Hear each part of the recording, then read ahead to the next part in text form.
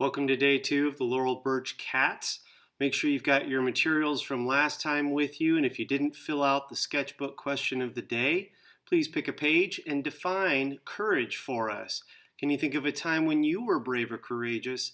And is there anyone you know who has shown bravery or has shown courageousness? Write that down so you can make that connection. Don't forget our art expectations. I am respectful to myself and others, to property and supplies, and most of all your time. Don't forget to try your best every day. Here is the Laurel Burch cat that I drew with you last time. All I'm doing right now is quickly tracing over my pencil lines with Sharpie. If you have not done that yet and your pencil lines are still showing, grab a Sharpie and do this. Now we're going to add our line designs. Make this cat unique and special by adding patterns, lines, shapes into the cat's body and on the cat's face, just like this.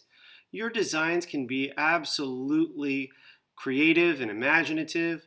Laurel Burch's cats had all sorts of crazy things like diamonds and squares and triangles, bumpy lines, curvy lines. She even included a lot of zigzag lines, which I love. Now all I'm doing right now, and I'm sorry you can't see a lot of what I'm doing because the camera's zoomed in so close, but I am simply adding the patterns and repeating lines and repeating shapes inside my cat's body so that I can get the line design part of this done and out of the way. Make sure that you're thinking about your favorite types of lines and how you can repeat them, and your favorite types of shapes and how you can repeat them to form those patterns. Remember, patterns must repeat in order for them to be considered a pattern. Now we can talk about color. Laurel Burch's cats were incredibly colorful, both with warm colors, cool colors, complementary colors that are across the color wheel from each other. So think about which colors you think are going to look best on your cat. Are you going to want to mostly use warm? Are you going to want to mostly use cool? Or are you going to mix and match? Now you can get started using those crayons, markers, or colored pencils. Don't forget, it's cool to mix and match.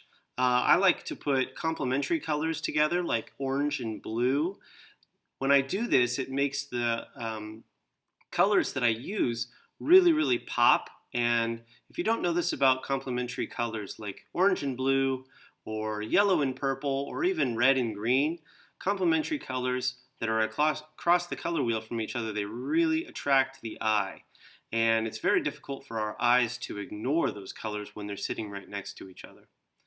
Now it looks like I'm hurrying up here, but all I have done is sped up my video until it's like 8 times faster than it really took me. So even though it looks like I'm hurrying, this is just the magic of editing. I took my time with this and did my best to stay inside the lines, and I hope you will too. As you're adding color, think about what colors are sitting next to each other and how they're going to interact, because when I put this purple next to this yellow, you can really see that it's popping. The separation between the body and the tail is really magnified. If you need to stop and sharpen any of your colored pencils or crayons, feel free to do so. And remember, colors can be a part of pattern too. I've repeated yellow, blue, yellow, blue, yellow, blue inside the tail for a pattern. In this really cool curved line pattern I'm doing on the cat's legs, I did a dark blue and a light blue and then a white. Dark blue, light blue, white. So those are the ways in which colors can be used as pattern. As you continue working, don't forget, like I said, you can mix and match. If you don't have a pink colored pencil and you want to use pink, grab a crayon. If you like the way that the markers are really bold and pop, use those in different places. And also, when you're creating a pattern, if you need to fix it because you accidentally made a mistake, don't forget, you can just go ahead and change that pattern as you're going.